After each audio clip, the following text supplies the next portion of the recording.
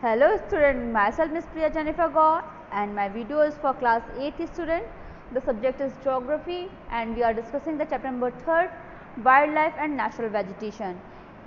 This is the second part of this chapter. In our first video we have discussed about the forest, types of forest and how forests are important for us. Now in this video we are going to discuss about wildlife. In how many categories the wildlife are categorized and how we can conserve them, what are the national agencies which are provided for the conservation of all these wildlife categories, animal and plants, and that's it. So those who are watching my video for the first time, please make sure to subscribe my channel and जितना ज़्यादा हो सके उतना share करें. So let's get started. Wildlife. What is wildlife? क्या होता है? Wildlife is an inherent part of forest. They are a part of the ecosystem and forests provide their habitat. तो wildlife क्या है? जंगल का एक inherent part है, ओके? और कहीं ना कहीं ये हमारे इकोसिस्टम का एक पार्ट है और कहीं ना कहीं जो जंगल है इनके नेचुरल हैबिटाट को प्रोवाइड करता है, इनके जीवन यापन के लिए इन्हें एक हैबिटाट प्रदान करता है. वाइल्ड लाइफ में कौन कौन होते हैं? Animals, bird, insects and many other micro organisms. और हर एक स्पीसीज़ का, हर एक प्राणी का अपना एक रोल होता है इकोसिस्टम में और जिसे वह बखूबी निभाते हैं. Therefore each species is important for the survival of the other. और इसी वजह से हर एक जीव जंतु इम्पॉर्टेंट है, उनका जीवन बहुत महत्वपूर्ण है ताकि वो इकोसिस्टम में एक अपना एक योगदान दे सके. However, it is common now that many wildlife species have become extinct while many others have been added to the endangered list. तो क्या है कि आज के टाइम में बहुत से ऐसे प्राणी हैं जो आज के टाइम में विलुप्त हो चुके हैं, मतलब जो हमारे पास में तो एग्जिस्ट करते थे but they are not present in present now. So we are going to discuss that what are the categories in which our system is divided. According to the Living Planet study conducted by WWF, that is Worldwide Fund for Nature, from 1995 to 2005, the decline in the wildlife is estimated to be 10,000 times more rapid than ever. तो क्या होता है कि सबसे पहले मैं आपको बता दूं कि international union for the conservation of nature IUCN जो है एक एक्टिव इंटरनेशनल बॉडी है जो कहीं ना कहीं रिस्पॉन्सिबल होती है किनके लिए? जंगल और जंगल के जितने भी संसाधन हैं all over the world, developing world के लिए, उनके संरक्षण में ये कार्य करते हैं, इनके कार्य के लिए होते हैं. And that is known as IUCN. I for international, U for union for the, C for conservation and N for nature. So WWF भी कहीं ना कहीं इसी तरह की एक ऑर्गेनाइजेशन है जो फुल फॉर्म क्या है? World wide fund for nature, जो कहीं ना कहीं 1995 से लेकर 2005 तक में जितनी भी वाइल्ड लाइफ जो बताया गया, जिनका एक एस्टिमेशन आया है, उनके अकॉर्डिंग क्या है कि एक वाइल्ड लाइफ एस्टिमेटेड जो उन्होंने बताया तकरीबन 10,000 से गुना होता है ना, 10,000 times more rapid then ever. मतलब डे बाय जो है लिविंग प्लानट क्या है जो स्टडी कंडक्ट की गई उसमें ये हुआ कि वाइल्ड लाइफ जो है क्या हो रहे हैं? डिक्लाइन हो रहे हैं, कम होते जा रहे हैं, विलुप्त होते जा रहे हैं, गायब होते जा रहे हैं.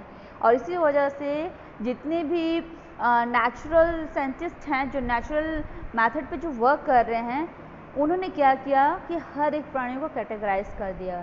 सो let's get to know more about what are the categories and which type of animal is categorized in which list. So basically 3 categories are there. The first one is extinct species, second is endangered and the third one is threatened. The first one is extinct category. Natural extinction happens when the last of the species die due to environmental changes caused by climate change or natural disaster. Natural extinction में क्या होता है? जो प्राकृतिक विलुप्त होते हैं वो कब होते हैं? जब किसी एक प्राणी का जो स्पीसीज का जो कैटेगरी जो होता है, जो उनके कैटेगरी के होते हैं, जो लास्ट पर्सन होता है या लास्ट इंसेक्ट या लास्ट एनिमल होता है, जब वो मर जाता है किसी इन्वायरमेंटल चेंजेस की वजह से, मतलब उनकी प्रजाति के और लोग नहीं रह जाते हैं, किसी क्लाइमेट चेंज या नेचुरल डिजास्टर की वजह से अगर वो मर जाते हैं और उस प्रजाति का कोई भी प्राणी अगर नहीं बचता है तो हम उन्हें कहते हैं extinct species. Often new species that are better suited to be changed to the changed condition replace the extinct ones, but it is a very slow process. Presently, however, the rapid extinctions that are taking place are not natural but human made. तो क्या कहा जा रहा है, वो प्राणी, वो प्रजातियाँ जो विलुप्त हो चुकी हैं आज के टाइम में, that species is known as extinct species. तो पहले तो हम इन्हें ब्लेम कर देते कि just because of the natural process, जो नेचुरल क्लाइमेट है या नेचुरल एनवायरमेंटल कंडीशन चल रही है, इनकी वजह से वो विलुप्त हो रहे हैं। But now it's 100% sure that somehow human beings are the main reason behind the extinct of the species. Why? Because कहीं ना कहीं हम प्रॉब्लम्स क्रिएट कर रहे हैं। जब हम किसी जानवर के नेचुरल, अभी अगर कोई बाहर का पर्सन अगर हमारे घर को आके तोड़ेगा, हमें हमारे घर से निकालेगा, हमारे नेचुरल हैबिटेट को जहाँ हम रह रहे हैं अगर उससे डिस्टर्ब करेगा, तो जाहिर सी बात है हम बेघर हो जाएंगे। In the same way, like in the same way we have also done the same thing. हमने भी कहीं ना कहीं नेचुरल स्पीसीज़ के नेचुरल एरियाज़ में उनके पर्सनल हैबिटेट पे जाके उनके एरिया को डिस्ट्रक्ट किया, उनके एरिया को डिस्ट्रॉय किया, और फिर हम वहाँ पे जाके अपने कार्य के हिसाब से अपने चीज़ों को वहाँ पे करने लगे। तो कहीं ना कहीं यही एक सबसे बड़ा रीज़न रहा है कि हमने उन्हें कहीं ना कहीं हर्ट किया है, और एक्सटिंक्शन में कहीं ना कहीं हमारा बहुत बड़ा योगदान रहा है। Deforestation and after that global warming, flood, drought, so many reasons are there for the extinction of the species. Okay, अगर एक्सटिंक्ट स्पीसीज की हम बात करते हैं तो डोडो हो गया, डायनासोर से रिलेटेड आपने मूवी भी देखा होगा, है ना। तो ऐसे कुछ ऐसे जानवर जो आज प्रेजेंट नहीं है प्रेजेंट में, but they were present in the future, हमारे past, sorry in the past क्या था, वो हमारे पास्ट में पाए जाते थे, बट प्रेजेंट टाइम में वो हमारे पास या हमारे संग नहीं है। दे आर टोटली एक्सटिंक्ट, उनकी जितनी भी प्रजातियाँ थी सब खत्म हो चुकी है। Now the second is endangered species. Endangered species क्या होते हैं, वो स्पीसीज जो एक्सटिंक्ट के कगार पे हैं, जो on the border and those species which are on the border line of extinction, जो विलुप्त होने की कगार पे हैं। मतलब अगर हमने उनको कंजर्व नहीं किया, उनका संरक्षण नहीं किया, तो एक टाइम ऐसा आएगा कि वो भी एक्सटिंक्ट में इंक्लूड हो जाएंगे। सो endangered species are those plants and wildlife that are so small in number that they face the risk of becoming extinct. क्या होता है, वो पौधे, वो wild life insects, animals, plants जो की क्वांटिटी, जिनकी क्वांटिटी कम है, जो स्मॉल नंबर्स में है, और कहीं ना कहीं आने वाले फ्यूचर में वो विलुप्त को क्या कर सकते हैं, फेस कर सकते हैं, एक्सटिंक्शन को फेस कर सकते हैं। अगर रफली देखा जाए तो 99% of all endangered species face the risk of extinction. तकरीबन 99% जो है क्या है, वो स्पीसीज, वो प्रजातियां हैं जो इंडेंजर्ड लिस्ट में हैं, प्लस उनका 100% चांस, 99% चांस क्या बन रहा है कि वो आने वाले टाइम में एक्सटिंक्ट हो सकते हैं। क्यों? Just because of human activities. Again the same reason क्या है, मानव जाति के कार्य, just because of human activities. So human beings are thought to be the greatest threat to biodiversity. अगर हम अपने पर्यावरण की बात करते हैं, अपने वातावरण की बात करते हैं, तो कहीं ना कहीं एक जो सबसे पहला रीज़न हमारे सामने उभर के आ रहा है, जो सबसे बड़ा रीज़न माना जा रहा है, अगर किसी को वातावरण से, किसी को पर्यावरण में, अगर किसी को सबसे ज़्यादा डर है पर्यावरण से, पर्यावरण को, तो वो है मानव जाति। Now the third list is, okay sorry, endangered species की एग्जांपल्स देख लेते हैं। Panda, Panamanian golden frog, Lear's macaw in the Brazil. ये कुछ ऐसे प्रजातियां हैं जो अब कहीं ना कहीं विलुप्त होने की कगार पे हैं। So at any cost we have to try our best to save all this species so that our next generation can see them in the real. अगर हमारे पास्ट के लोगों ने संरक्षण किया होता तो समहाउ जो डोडो बर्ड है या फिर जो डायनासोर थे, हम उन्हें देख सकते थे, but now they are only in the books, in the comic books, in the movies, in our normal books.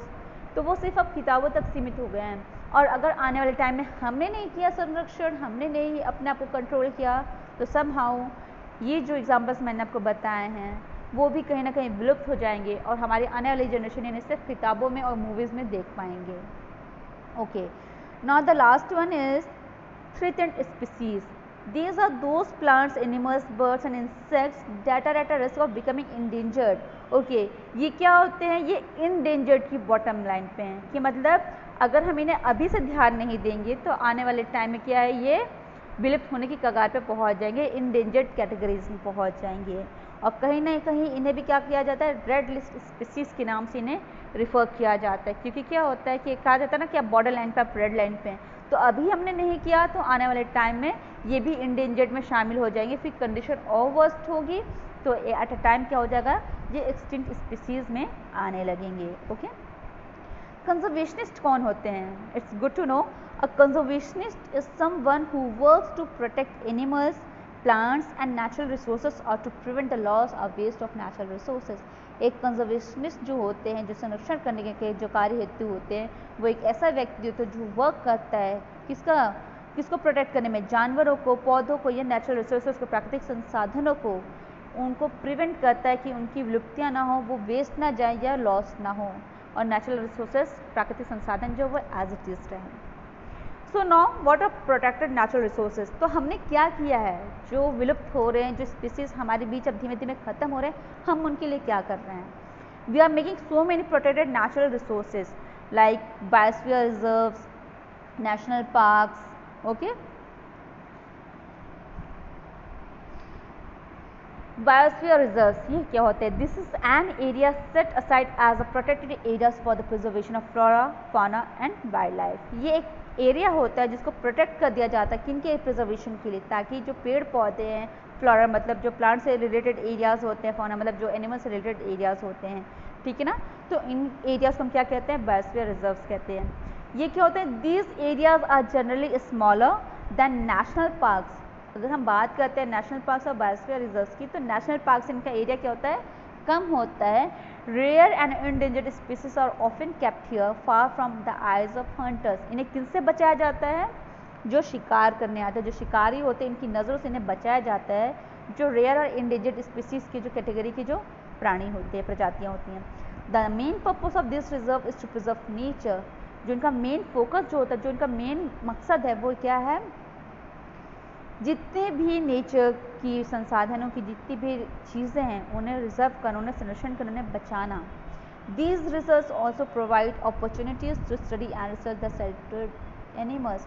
और कहीं ना कहीं आने वाले टाइम में क्या होता है, ये हमें मौका देते हैं कि हम इनके बारे में और अध्ययन कर सके कि ये कैसे रहते हैं, इनका क्या है, इनकी इन्वायरमेंट क्या है, ये किस तरह के कंडीशन में सर्वाइव करते हैं।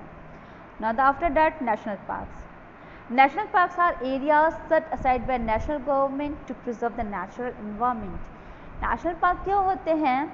ये एक एरिया है जो नेशनल गवर्नमेंट, जो राष्ट्रीय सरकार के द्वारा बनाई जाती है, कि नेचुरल एनवायरनमेंट को प्रोटेक्ट करने के लिए, बचाने के लिए।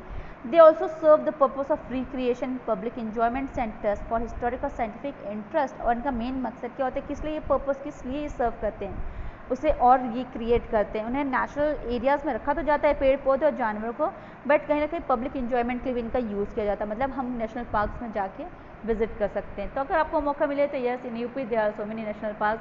आप लखनऊ जाइए, लखनऊ में जाकर आप नेशनल पार्क को विजिट करिए, वहाँ पे आपको काफ़ी वेराइटीज़ के एनिमल्स को देखने को मिलेगा, बर्ड्स को देखने को मिलेगा, और आपको देख के भी अच्छा लगेगा, और कुछ ना कुछ आप नया ज़रूर सीखेंगे। तो प्लीज़ मेक श्योर कि आप अगर लखनऊ जाएँ तो वहाँ पर नेशनल पार्क को ज़रूर विजिट करें। The entire landscape in these parks along with the plants and animals are kept in their natural states। जो पूरा का पूरा जो लैंडस्केप होता है ना, जो पूरा का पूरा सिनेरियो होता है नेशनल पार्क का, उसे परमानेंटली नेचुरल रखा जाता है, प्राकृतिक तौर पे रखा जाता है, ताकि जो प्लांट्स और जो एनिमल्स है ना, वो अडाप्टिव हो जाए। जो उनका नेचुरल हैबिटाट है वो सेम टू सेम हूबहू वैसा ही होता है, तो वो अपने आप को ईजिली अडॉप्ट कर लेते हैं वहाँ के एनवायरनमेंट में। Canada, US, great Britain, Africa, Japan, India, Brazil and Australia have many large national parks. ये कुछ ऐसे देश हैं जिनके पास बहुत ज़्यादा, बहुत बड़े बड़े नेशनल पार्क्स होते हैं। ओके, नेशनल पार्क्स की अगर हम बात करते हैं, इंडिया में अगर बात करते हैं, तो टोटल 59 नेशनल पार्क्स हैं और 370 सेंचुरीज हैं। They are 1200 species of bird, और वहाँ पे क्या है, तकरीबन 1200 प्रजातियाँ पाई जाती हैं चिड़ियों की, 350 स्पीसीज ऑफ मैमल्स, स्तनधारी जो जानवर होते हैं जंगलों में, वो तकरीबन 350 प्रजातियाँ पाई जाती हैं, ठीक है ना। तो ऐसे बहुत से एरियाज़ हमारे इंडिया में जो कहीं ना कहीं नेचुरल, फ्लेमिंग बर्ड को भी आपने सुना होगा, तो फ्लेमिंग बर्ड्स की भी होती है। जो आपका अगर गुजरात होता है, तो गुजरात कहीं ना कहीं विश्व का सबसे बड़ा नेचुरल ब्रीडिंग सेंटर माना जाता है for flamingo bird. Okay, sanctuary की बात करते हैं। Sanctuary is a space set aside for the exclusive use of land exclusive use of plant protection for animals. तो ये एक ऐसा एरिया होता है ना, कि हम नेशनल पार्क की बात करें, बायोस्फीयर की बात करें, तो ये क्या होते हैं, just for the protection of animals and plants. National park जो होते हैं वो थोड़े लार्ज एरियाज़ पे किए जाते हैं, कंस्ट्रक्ट किए जाते हैं, और बायोस्फीयर रिजर्व जो होते हैं वो थोड़े स्मॉल एरियाज़ पे किए जाते हैं। और बायोस्फीयर रिजर्व जो होते हैं वो नॉर्मली हम लोग पब्लिक इंजॉयमेंट के लिए नहीं यूज़ कर सकते हैं, but we can use national park as a public enjoyment. और नेशनल पार्क में आपको ज़्यादातर वेराइटीज़ मिलेंगी, बट बायोस्फीयर रिजर्व क्या होते हैं, वो इंडेंजर्ड या फिर रेयर एनिमल्स को कैप्ट करते हैं। Okay, now our next topic is conservation. Conservation, संरक्षण क्या है? कहीं ना कहीं हम अगर जंगल की बात करें, फॉरेस्ट की बात करें, तो अगर हम उन्हें डे बाई डे काटते जा रहे, डिफॉरेस्टेशन प्रोसेस को अगर हमने नहीं रोका, तो कहीं ना कहीं एक टाइम ऐसा आएगा कि हमारे लिए अपना जीवन, खुद का जीवन हमें जीने में बहुत मुश्किलें होंगी। सो डिफॉरेस्टेशन क्या है? Cutting down of trees in excessive. अगर हम किसी भी चीज़ को, पेड़ों को अगर हम ज़्यादा मात्रा में काटते हैं, तो कहीं ना कहीं ये क्या हो जाएंगे, डिफॉरेस्टेशन का रीज़न होंगे। और कहीं ना कहीं हमारे क्या होगा, जितने भी नेचुरल वेजिटेशनल एरियाज़ है वो कहीं ना कहीं डिस्टर्ब हो रहे हैं। तो इस चीज़ को रोकने के लिए हम क्या कहते हैं, कंजर्व करते हैं, कंजर्वेशन, संरक्षण करते हैं। Deforestation is taking place all over the world on a large scale. अगर हम बात करते हैं डिफॉरेस्टेशन की, तो ये पूरे के पूरे विश्व में एक बड़े पैमाने पे ये कार्य किया जा रहा है, cutting down of trees. When huge amount of forest are remove, जब एक बड़ी मात्रा में जब हम जंगलों को हम साफ कर दे रहे हैं, तो कहीं ना कहीं जो वाटर साइकिल का जो बैलेंस है वो भी डिस्टर्ब हो जा रहा है, मतलब डिस्ट्रॉय हो जा रहा है, डिस्टर्ब हो जा रहा है।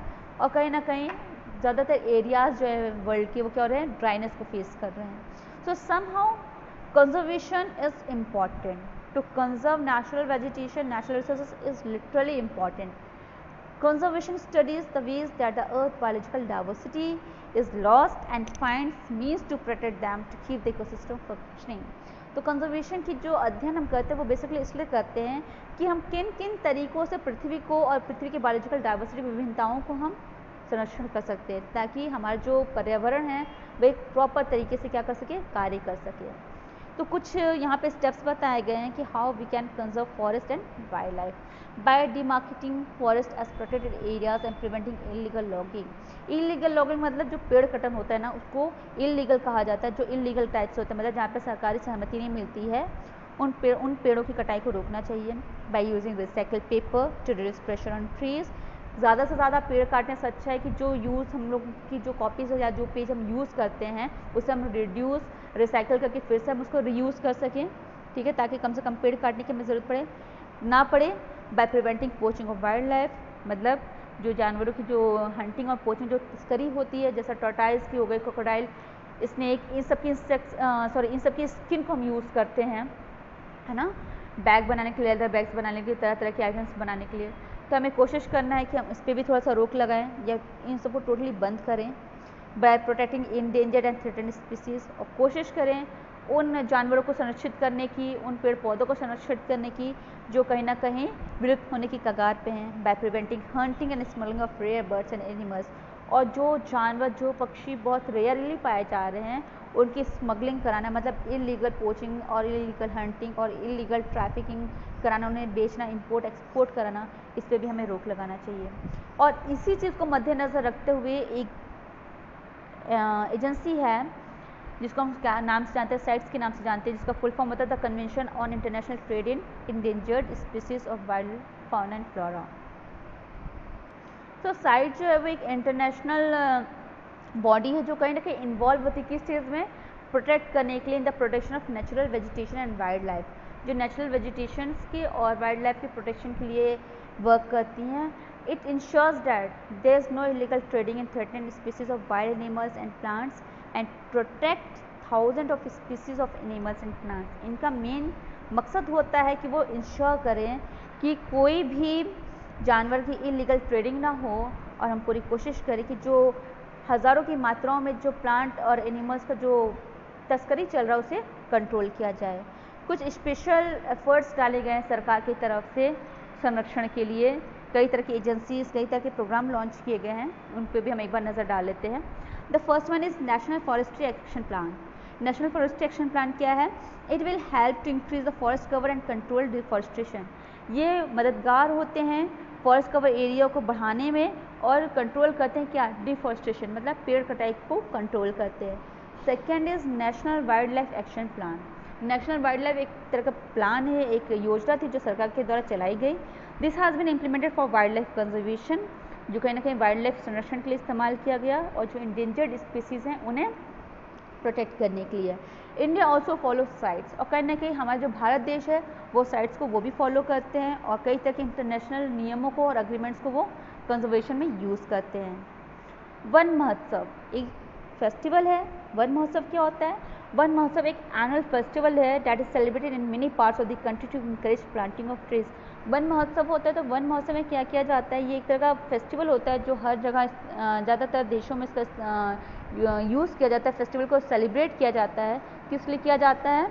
कि हम क्या करें, इनकरेज करें कि ज़्यादा से ज़्यादा पौधों को लगाएं, ज़्यादा ज़्यादा पेड़ को लगाएं, ताकि हमारे इकोसिस्टम में जो डिसबैलेंस हुआ है, इम्बैलेंस हुआ है, हम उसको क्या कर सकें, कंट्रोल कर सकें, लेवल कर सकें। कई तरह के साप्ताहिक वाइल्ड लाइफ वीक्स भी मनाए जाते हैं। The first week of October, जैसे कि हमें पता है every is observe as wildlife. अब तो अक्टूबर भी बहुत क्लोज हो रहा है, बहुत जल्दी आने वाला है। सो अक्टूबर का जो पहला सप्ताह होता है उसको किस तरीके से ऑब्जर्व किया जाता है? वाइल्ड लाइफ वीक की तरीके से मनाया जाता है। क्यों? ताकि पूरे के पूरे देश में जितने भी देश हैं वहाँ पर हम अवेयरनेस को फैला सकें कि we have to reserve, we have to conserve the wild life. So इसी के साथ आपका ये चैप्टर कंप्लीट होता है, एंड आई होप आपको बहुत अच्छे से क्लियर हो गया होगा what is natural vegetation and wild life. And still अगर आपको कोई प्रॉब्लम है तो आप मुझे कमेंट सेक्शन में कमेंट करके बता सकते हैं। आई होप आपको ये वीडियो ज़रूर पसंद आएगा। Thanks for watching my channel.